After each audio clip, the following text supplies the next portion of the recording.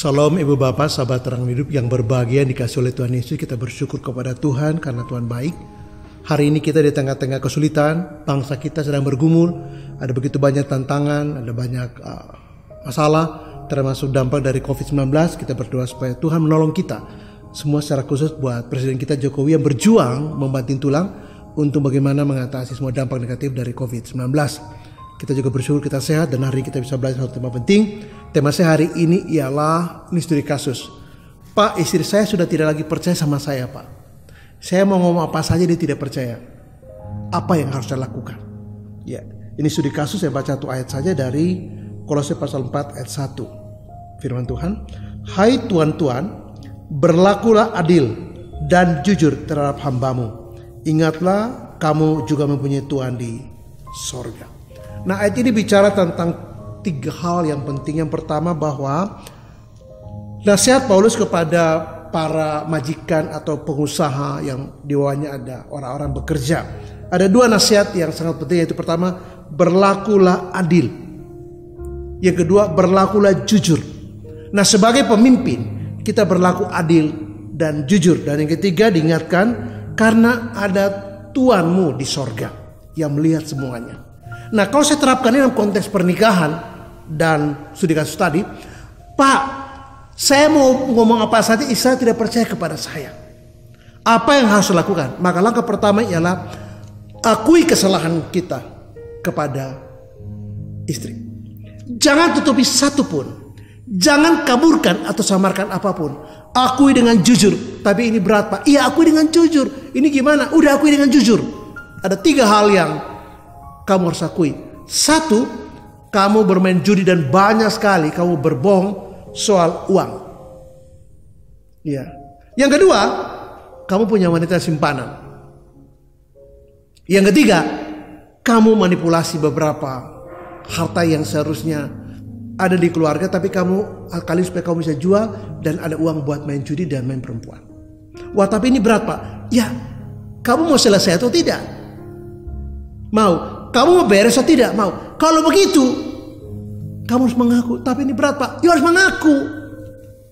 Karena inilah langkah pertama bagi pemulihan hubungan kamu dengan Tuhan dan kemudian dengan istrimu. Baru kamu bisa berharap satu hari, moga-moga istrimu mempercayai kata-katamu. Kenapa? Karena dia sudah selama ini melihat bagaimana kamu berbohong kepada dia, memanipulasi, dan kamu main judi luar biasa. Kamu mengambil segala macam hal di rumah untuk dijual untuk kepentingan judi dan juga main perempuan. Tapi ini berat. Ya, nggak ada pilihan. You mau pulang atau tidak? Mau. Ya udah, you mengakui. Dan langkah pertama adalah mengakui bahwa kamu tidak berlaku adil pada dirinya. Kamu tidak jujur pada dirinya. Ingat bahwa Tuhan tahu. Ini saatnya untuk kamu bereskan, yaitu kamu mengaku dengan jujur. Hal yang kedua yang sangat penting ialah bertobat. Kalau kita mengaku dan tidak bertobat, nggak akan selesai juga. Pengakuan itu saya maknai sebagai bagian dari pertobatan. Artinya, buah dari pengakuan yang lain adalah pertobatan itu sendiri dalam Yesus. Jadi, kalau kita ingin pulih hubungan dengan Allah dan juga dengan pasangan kita, sehingga pasangan mulai belajar mempercayai apa yang kita katakan sebagai benar, pilihan kedua yang sangat krusial adalah bertobat.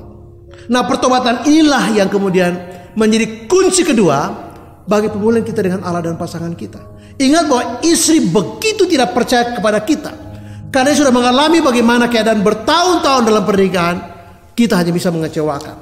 Kita hanya bisa berbohong, hanya bisa manipulasi, dan dia sudah lelah barangkali. Kalau saja dia tidak mempertimbangkan hal-hal lain termasuk takut akan Tuhan atau berdosa, mungkin sudah lama dia hijrah. Mungkin sudah dia lama bungkus pakaian dan pergi. Mengapa? Karena ini seperti neraka di dunia. Ini sangat menyakitkan dan sangat mengecewakan. Sehingga pantas you bicara apa saja, istrimu tidak akan percaya. Mengapa?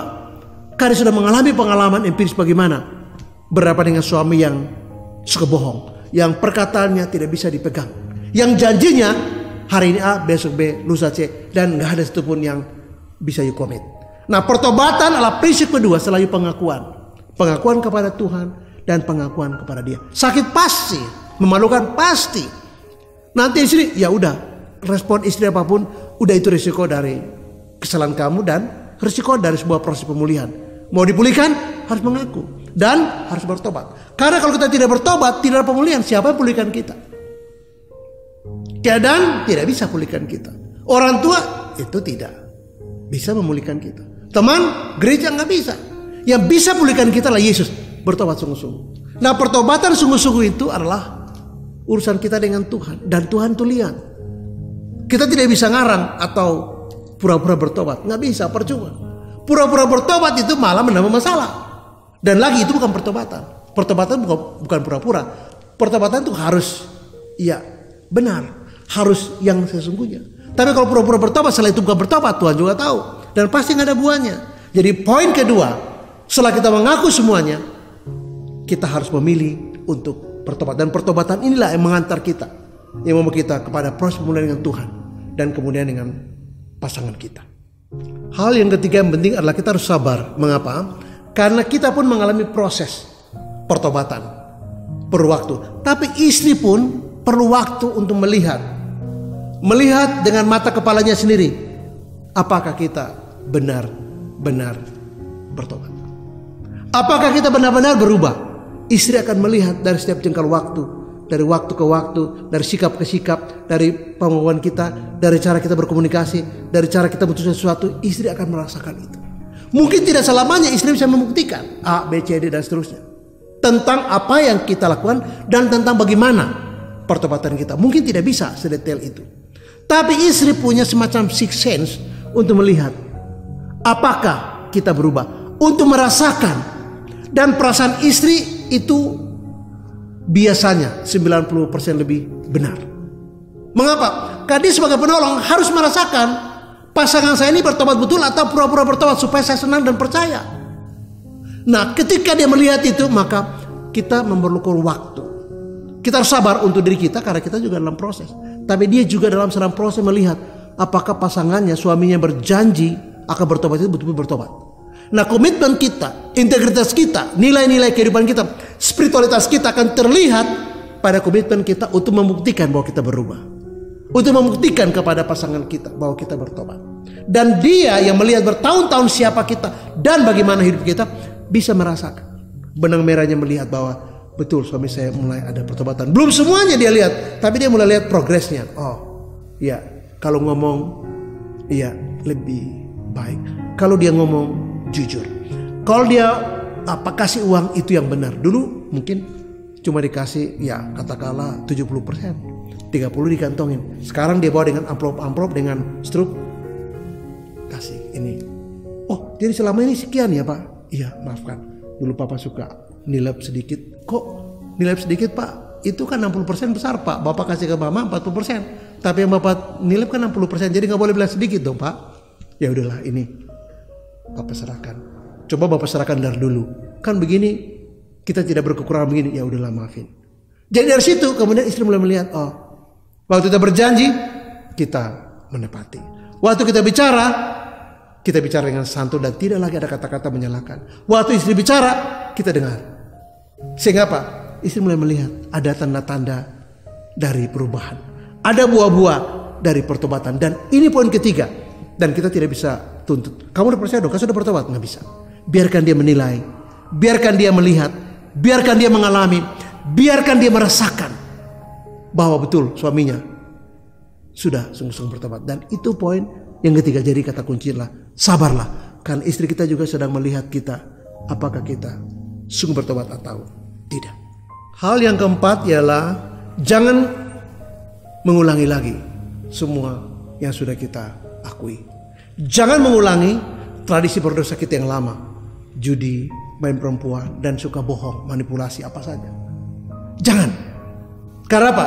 Satu, kita sudah bertobat. Kenapa? Kita sudah dipercaya sama istri. Kenapa? Ini demi masa depan kita. Kenapa? Ini juga untuk anak-anak. Kenapa? Ini juga berkat kita.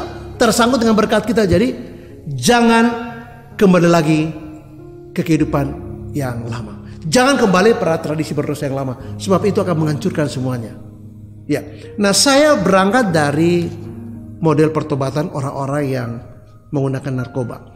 Kalau dia bertobat sungguh-sungguh, sepanjang hidupnya dia tidak akan jatuh lagi. Tapi kalau dia tidak sungguh-sungguh bertobat, maka kalau pertobatannya tidak tuntas, maka satu hari dia bisa relapse. Temannya datang, ya mungkin pertama ajak makan. Hei apa kabar? Baik, kapan aja? Ya ada sih. Udah lama kita gak ketemu ya. Iya, si Anu gimana? Oh, si itu gimana? Oh, iya. Kita makan dulu dong. Makan. Mulai jalan-jalan, ngobrol-ngobrol, jalan-jalan. Tiba-tiba di situ ada teman yang bawa putau atau apa. Ya. Lalu kemudian kita jadi tergoda. Mungkin sekali, 2, 3, 5 kali enggak. Tapi lama-lama kita bisa tergoda. Dan kalau tergoda dan relapse, maka pertobatannya tidak tuntas. Nah, orang-orang yang menggunakan narkoba, yang tidak tuntas komitmennya, tidak tuntas pertobatannya, kemungkinan bisa kambuh, kemungkinan bisa jatuh lagi, kemungkinan bisa relapse lagi. Dan kalau itu terjadi dalam kehidupan kita mengulangi lagi, saya ingin mengatakan bahwa semua yang kita bangun dengan supaya semua pengakuan kita, pertobatan kita, kepercayaan mulai dikasih istri karena mulai kita bertobat dan berubah, lama-lama berpikir ini orang memang tidak mungkin lagi bisa dipulihkan. Kenapa?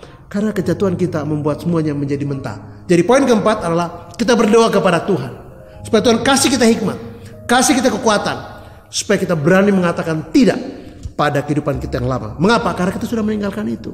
Alkitab katakan yang lama sudah berlalu. Apa itu?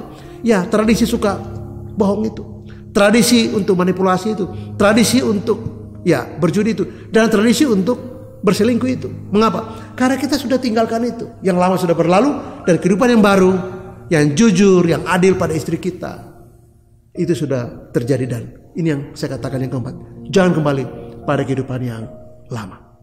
Saya ingin menutup renungan saya dengan mengatakan begini: berterima kasihlah kepada Tuhan karena Tuhan memberi Anda kesempatan untuk bertobat dan berubah. Berterima kasih juga kepada istrimu karena setelah melewati proses yang panjang dia mengalami kepedihan, kekecewaan, sakit hati karena dibohongi terus dan sebagainya. Berterima kasihlah karena dia mau akhirnya menerima dan mempercayai kita lagi. Jadi pertanyaan adalah, istri saya sudah tidak benar-benar mau percaya pada saya lagi. Ketika terjadi dia sudah percaya karena proses yang terjadi kita berubah dan bertobat sungguh-sungguh. Berterima kasihlah pada istri. Mengapa? Karena pada akhirnya setelah melewati banyak sekali rintangan dan hambatan, kekecewaan, air mata, kepedihan, bahkan keinginan untuk pergi, sekarang dia kembali mempercayai kita. Berterima kasihlah dan betul-betul minta maaflah untuk semuanya. Berterima kasihlah karena dia mau berbesar hati untuk tiket terakhir memaafkan dan mempercayai kita. Dan untuk itu kita harus berterima kasih kepada Tuhan dan juga kepada pasangan kita yang mau mempercayai kita kembali. Tuhan memberkati dan shalom. Amin.